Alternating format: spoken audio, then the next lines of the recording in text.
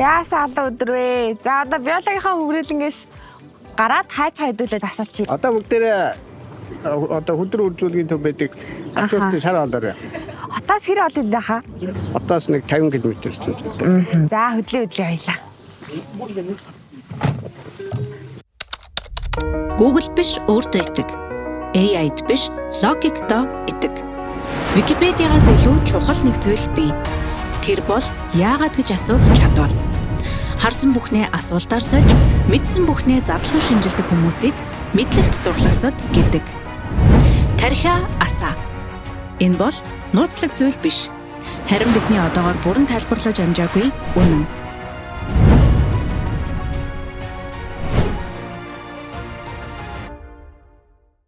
Бид нэр сая үржилсэн байдлаар нөгөө газар арныхаа байр байдлыг хараад яг энэ хөдөр байхаар ойн ийм хэсгүүдийг тооцож үзэхэд 30 орчим газар байсан. Тэгээд тэрэн дээр тохируулаад өстэй тог камерынхаа тоог сонгоод хоорондоо 1 км-ийн зайтайгаар ингээд байршил тавьж байгаа. Эхлээд одоо хөдөр үржүүлгийнхаа хашаан дээр очиж танилцаад тэгээд цаашлаад автомат камер нэг судалгааныхаа арга зүйн дахь автомат камераад амьдрах орчинд байршуулах юм. За одоо дагаад яваарай. Хөдрөө жинхнээсээ харъя. Хөвсгөлт биш Улаанбаатар тарж болдсон байх шүү нөхдүүдээ.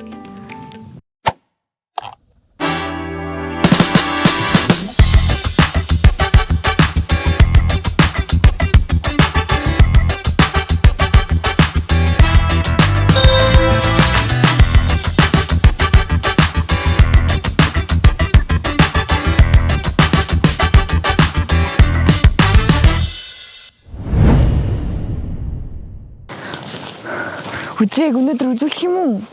Үзэж чадах юм уу? Өчигдөр одоо нөгөө эргэн тойрноос анх хэрэгтэй л дээ. Биш тэр хата. Муу юм. Гүнэс чим доош. Аж хараад тэр модны тэр завсраар харж байна. Аха. Тэр. Тэр хөдөлгөөн зогсож. Тийм ээ. Аж хараад. Харж байна. Яна. Тэрийг хараарай.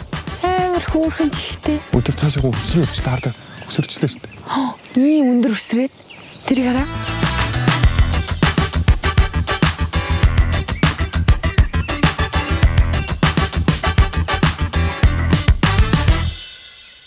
Монгол орны хэмжээнд болохоор хуучин бүр хамгийн анх 60-аас 80,000 орчим хөдөр байсан гэж ярьдаг. Тэгээ одоо хамгийн сүүлийн үеийн судалгаа буюу хамгийн сүүлд хийгдсэн судалгаа нь 2016 онд Монгол орны хэмжээнд 6,000 гаруй хөдөр байгаа гэдэг тоолгоотой. Тэгээ яагаад ингэ буурсан шалтгаан нь болохоор нөгөө нэг хууль бус агнуурт маш их үрцэн амтай юм. Тэгээ хүмүүс нөгөө нэг мэдхгүйгээсээ болоод энэ амтныг ир эм гэлтгүй шууд алдсан. Тэгээ яг шалтгаан нь нөгөө хөдөрт нэг эргэжнээс нь ялгардаг нэг заар гэж байдаг хөхгүй. Тухайн заараараа хөдөр маань газар нутгаа тэмдэглэх гэх юм уу те үржлэх үед ашигладаг нэг тийм бодис үед. Ийм хөөрхөн амтны яаж хүмүүс алаад байдаг вэ те? Хөдрийг яагаад ойн цагтаа гэдэг юм бол? Хөдөр бол маш сургаг амтан. Сонсонгуутлаа одоо юу гэх юм те за нэг танихгүй үл мэддэгт бий тэгж шүү. Болгоомжтой байгаараа бусад амьтад одоо шүглдэж мөглөдөг юм те. Тиймэрхүү тохиог бие хамгаалж байгаа. Хөдөр нөгөө нэг өөрийгөө хамгаалах цохилтолгоо нь хөдөр үсээ hayдаг. Сонирхолтой юм ярихад одоо шилүүс нэг модон дээр гараад яг ингээд мод руу гарчдаг байхгүй. Гарангуутлаа нэг хөдрийн дээрээс очивол юу гэх юм өсрөөд ингээд зуураад ингээд авна шүү дээ. Тэгвэл хөдөр яг ингээд шууд үсээ hayдаг. Тэр хэлцэг юм ингээд алцаа. Одоо би ингээд намайг ингээд нэг нөхөр ингээд тэрвэрэд авах би күртэгт бол күртэг аяал цухтана гэсэн. Тэгж өөрийгөө хамгаалдаг. Мөгөөрөө сонсож байна уу? Сонсож байна. За би эндээс 33 дээр цэгүүд дээр камера тавьчаад эргээд 29 дээр хүрээд ирээ. Чи нөгөө өөрийнхөө сонгоцуудыг бас авчаарай. За тэгээ 29 дээр уулзъя. За мөгөөрөө хоёулаа энэ 29-р талбай дээр ирчихэж байгаа болтой. Тэгвэл яштай энд камера тавья. За тэгээд энэ угаасаа хэвтэртэй юм шүү дээ. Ер нь одоо энэ орчинд бол ерөөсөө ингээд нэг манай лабораторийн хүмүүс нийтдээ 35 камерыг сорилуулна. Ер нь бидний судалгаа бол энэ байгаль дээр байгаа зэрлэг амттайгаа хамгаалахын гол зорилго. Тэгээ хамгаалахын тулд одоо тэд маань хаана байгаа, ямар тоо хэмжээтэй байгаа, тэдэнд маань ямар аюул занал одоо эрсдэл учирч байдгийг л одоо энэ автомат камерынхаа судалгаагаар илрүүлээд тэрнтэй холбоотойгоор бид нэр одоо жишээлхэд энэ бүс нутагт одоо тодорхой хугацаанд самар мамар түүгээд явдгийг бол бас зарим үед хориглох шаардлагач гарч иж магадгүй. Тиймэрхүү олон чиглэлийн санал зөвлөмжөө одоо амтны гол бол үржил төлдөг тэр цаг хугацаанд дотор байх юм бол бас хөдөлгөөнийг нь түр хугацаагаар зэтгэй. Анхааруулдаг юм уу, самар тэмдэглэгээ авч сурталчилж хэлэх юм бол бас хүн ойлгоно. За ингээ асаацсан шүү. За.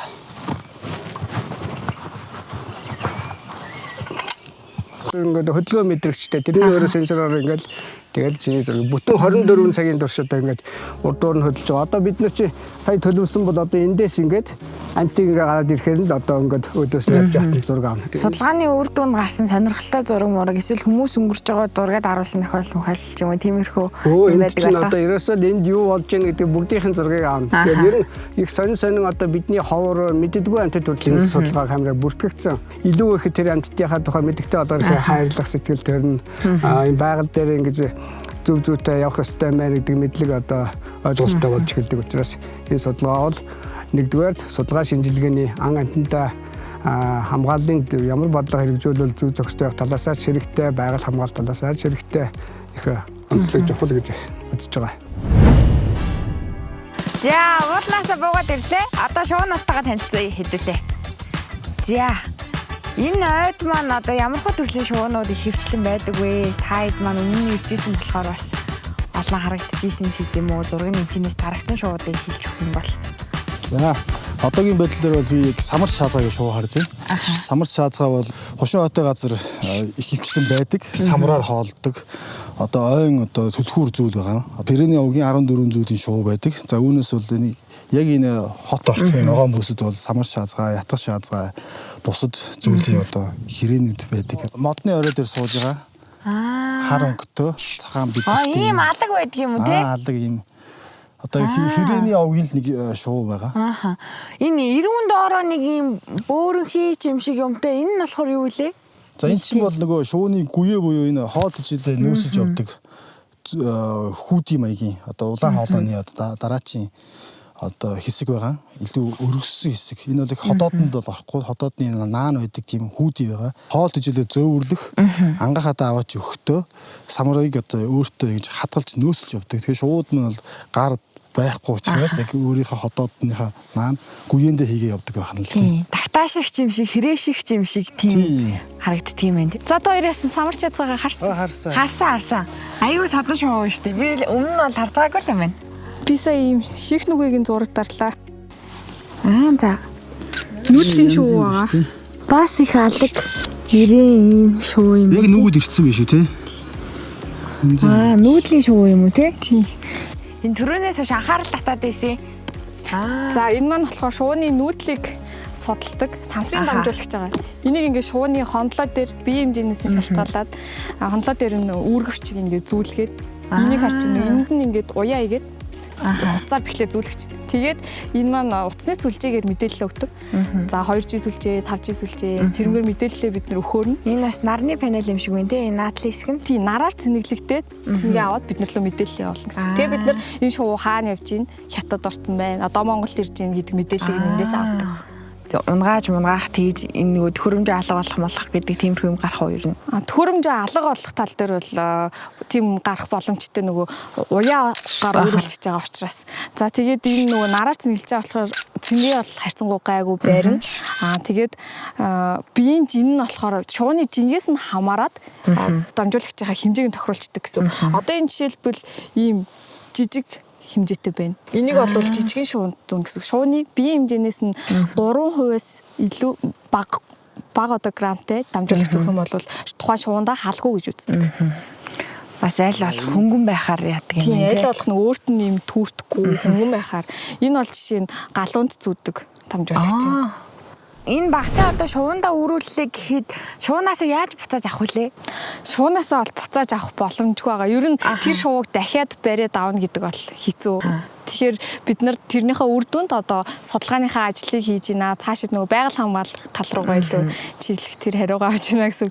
Өмнө нь орж ирж байгаагүй тийм сонин содон тохиолдлын шувуу орж ирж ийсэн үү? Тийм тохиолдлууд байвал манай үзэгчдэд хэлж өгвөл. За нөгөө фламинго гэж шууд халуун орны тэр мэдгүй. Тэр 2016 онд Дарангай аймагт бүртгсэн байдаг. Тэгэхээр нөгөө залуу шууд маань нүүдлийнхаа замыг мэдхгүйгээс болоод ч юм уу буруу замаар нүүдлээд тохиолдлоор Монгол оронд өөр улсад ороод ирэх боломжтой байдаг. Тэрний нэг жишээ нь тэр фламинго дээр гарч ирж байгаа. Сүүлийн жилүүдэд яг нөгөө шувуу судлаачид нэмэгдэж, шувуу ажиглагч нар нэмэгдэж, дээрэс нь бас цаг уурын өөрчлөлтөөс болоод өөр тийм өмнө нь бүртгэж байгаагүй өөр орны шувууд бол манахад бүртгэгдэх хандлага ихсэж байгаа. За өнөөдөр бүгдээрээ Улаанбаатар хотод хамтдаа хөршүүд олон амьдардаг амьтадтай танилцлаа. Тэгэхээр энэ амьтад бид нар цаад болтгүй шиг бид нар ч бас энэ амьтадтай цаад болох эрх байхгүй хаа. Тиймээс хамтдаа найрсаг харилцаатай хөршүүд байж би энэ хүндэтгэж амьдрах хэрэгтэй юм шиг санагдлаа. За гурлаа дэше буцах уу? Надад нэг юм өгч. За. Би дурандаж үзэж болох уу? Тийм зогсож байгаа болно шүү дээ. За хоёулаа жоохон тийшж байгаа дүү. За баяртай дараагийн дугаараар уулзцгаая. Мэдлэгт дурлагсад.